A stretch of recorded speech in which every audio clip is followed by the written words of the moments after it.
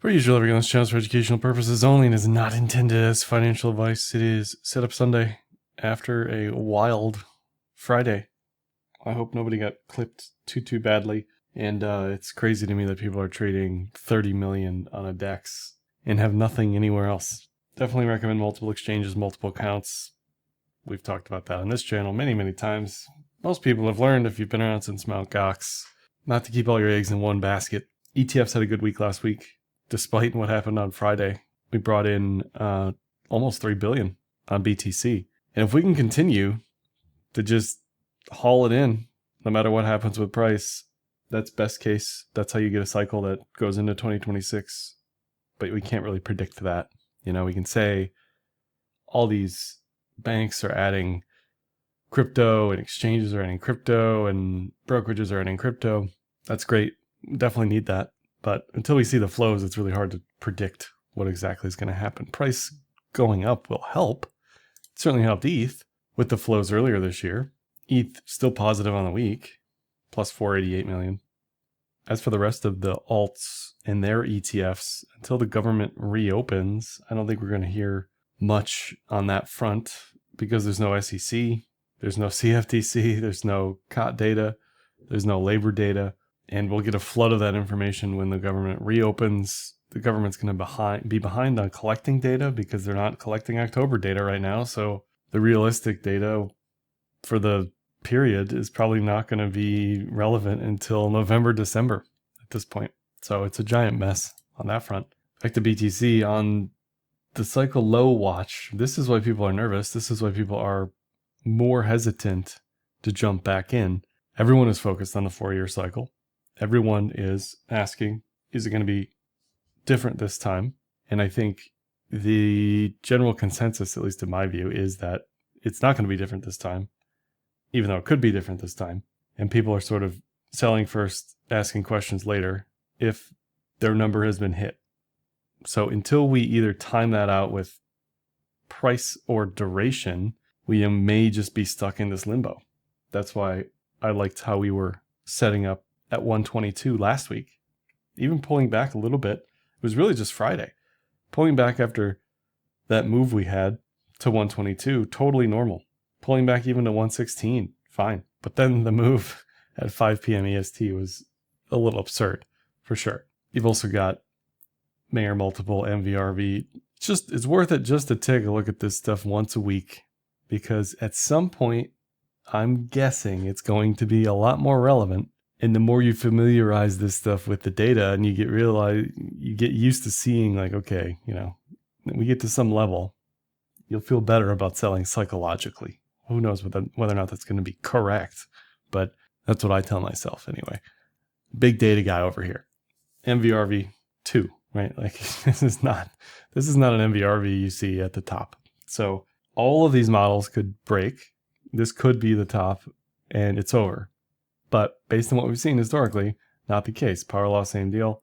We've always seen an attempt for the upper limit. In this case, 500. It doesn't really matter what it is, especially if we never reach it. So first we need to hit some escape velocity here. And as far as what happened on Friday, I'm kind of with Ceteris here. I've read so many threads. I've bookmarked so many threads. I still don't have a clear picture of what exactly happened. Other than, yes, we know Orange Man talked about tariffs on China, later walking that back in a couple days before markets open, legacy markets reopened, but the damage had been done. Certainly on the crypto side. On the legacy side, there was a lot of zero DTE stuff that was probably pushing markets around. VIX was spiking. Pretty much anything that was risk on pulled back 2% by the end of the day. But on the crypto side, to me, I guess this was a margin cascade first, auto deleveraging ADL. And then you had the depegs of USDE. You had the Oracle issues on Binance. Like this happened 15 minutes later. I mean, the move had already happened by the time you're seeing depegs on USDE. So to me, that was not the initial cause. I'm guessing that because people are on cross margin on these perp dexes, and if they're using BTC as collateral or ETH as collateral, and you get some Oracle issues, you get some deviations that are unexpected, then you get this cascade. So even though it looks like you're on one exchange, you like it, maybe it's Hyperliquid or whatever, right? The reality is that DeFi is all connected because all the oracles are talking to other oracles, or all of the market makers are participating everywhere. That was another thing on Friday. The market makers, it appeared as though they just went out to lunch because they couldn't get a vibe on pricing anything. So then you had just empty books, and you get crazy wicks like this in a very, very short period of time. But the exact cause, to me, I don't know, other than just a margin cascade, just a vanilla margin cascade, and then some fallout after that with stables. But you certainly have to be careful with what you're using as collateral. This is USDE and USDC on Binance. Yeah, they had Oracle problems. They repaid some people. DeFi's tough because, to me, there's an infinite attack surface. Whether or not this was coordinated or not, a lot of people saying it was. Whatever. Like, we lost 2 billion. Sorry, not 2 billion, not 20 billion, probably in excess of 50 billion. I mean, we don't really know. We don't really know. Liquidations were what they were, but who knows the real number? You're telling me the data feeds were working? No, exchanges were down. Like, nothing was working. So it's hard to even put a exact value on any number that you're seeing floating around, like 19 from CoinGlass. Anyway, so a lot of craziness happened on Friday.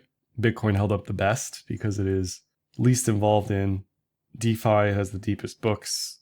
Market makers are least likely to just go out to lunch on any issues here.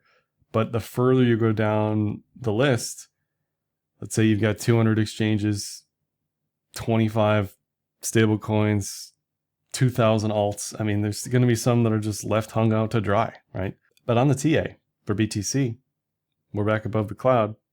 It's going to take probably a week or two, maybe until the end of October, to really assess what's going on here. Outside of BTC, Sol, and ETH, I really don't have anything else to say on anything down the stack because who knows, right? Like, it all looked like it was teetering in a bullish way for the most part. You know, it was like half and half if you had to sort out the alts. But now everything pretty much looks bearish. Yes, you've got SNX, you've got Zcash, you've got BNB, fine, right? You can trade that stuff. I'm not going to trade that stuff. But sure, all that stuff looks good. I wouldn't touch Zcash probably ever again myself. But here we're back above the cloud on the daily. We're back above the 20-week moving average, which to me is very, very important this late in the cycle. And we just have to survive. We just have to survive in the range at this point. It may take us some time to re-establish whatever the heck this is going to be. Maybe this is just some sort of giant rounded something, and we sort of squiggle our way back in the 120s eventually, right? Any sort of breakout trade we had previously on the inverted head and shoulders certainly isn't there anymore.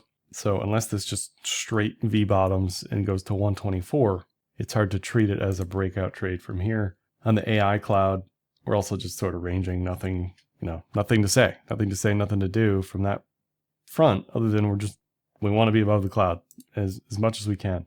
We still have some unfinished business with the cup and handle from earlier in the year, still haven't quite gotten to that measured move target. So that's something to look forward to. We're still in the pitchfork. We're still above the midpoint. We could bounce around down here for a couple weeks, maybe. It just feels a little late, and it's Q4 and gold is roofing and liquidity is roofing and rates are coming down. If we don't move up now, it feels like if not now, then when? What's it going to take? Sure, there are a lot of people selling. If we have 3 billion in the ETFs and prices down, somebody's selling, right? That's what that means. To me, that's not manipulation. That just means somebody's selling. We did have a seller a couple days ago on Hyperliquid, but trend so far is intact on low time frames, on high time frames. This is the inverted head and shoulders. Didn't quite make it 130, 140, back below the yearly pivot. This was the third all-time high attempt in 4 months that it got smacked down. Would love to see us get back up there. Not necessarily in a straight line, but a nice healthy squiggle with the consolidation around 122. That'd be great. That would make a lot of sense to me. Unfortunately now, previously we had the inverted head and shoulders. Now this is more of a megaphone broadening wedge thing. This is cracking. It's going to look different on every exchange because every exchange had a wick that looked different, but whatever. It's this expanding support, expanding resistance. I hate this because you don't ever quite know where exactly the level is. That's why 122 makes sense here. We had this on uranium. We have this on a bunch of charts right now, all over the place on any sector, legacy, crypto. ETH has this. It's just not fun for me to trade this pattern, but the market doesn't care, obviously. Anything above 122 though, and I get more bullish. But if we can stay above the cloud, I like it. Now MSTR, we'll see where it opens. Now I don't really have much legacy today because we'll see how it looks on Monday and Tuesday. For the most part, it looks like things are bouncing. But in MSTR's case, again, what is there to do here? Nothing. Nothing. Sorry. And it's starting to get out of the pitchfork here. BITU looks better. BITX looks better. Just doesn't make sense. But I'm going to continue to look at it because I know it has that potential to really move. If we look at global liquidity and gold back at 40.50, silver's at 51. Nothing ever happened over there. Global liquidity still in the green here, still rising, falling recently because dollar is up. But we have never seen gold move this much this late in a Bitcoin cycle, ever. It just hasn't happened. In 2017, 2018, gold was pretty much done. In 2020, 2021, gold was done. It wasn't really till the past couple of years that gold started to take off again.